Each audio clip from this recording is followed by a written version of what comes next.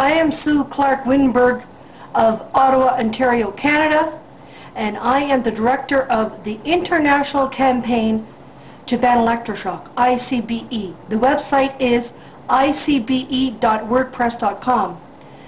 This video is about Ray Sanford, who is being forced to have electroshock every Wednesday against his will in Minnesota at the Mercy Hospital. My husband and I, Stephen Winberg, who is the associate director for our center, we wrote an email to the governor. This is for Governor Pauley and for the Lieutenant Governor Carol Molyneux. We want Ray Sanford's electroshocks to be stopped immediately.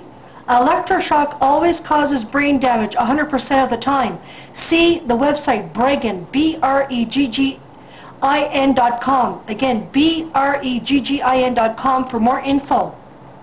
100,000 Americans get electroshock every year. 1 to 2 million people across the world yearly get electroshock. The ICBE, our center, deems electroshock to be unethical, inhumane, torture. I am an electroshock survivor. I had electroshock in 1973. I had 5 electroshocks at the Brockville Psychiatric Hospital in Ontario against my will. I was only 17, still a kid. On my 5th electroshock, my heart stopped. I had to be revived. I suffer from permanent memory loss and also have difficulty learning new things.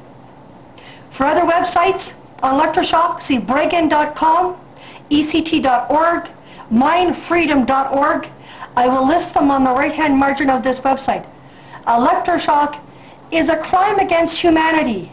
Listen up, Governor Pauley, Pawlenty, and Lieutenant Governor Carol Molyneux of Minnesota. Stop his electroshocks now. Stop Ray's electroshocks now. Thank you, bud.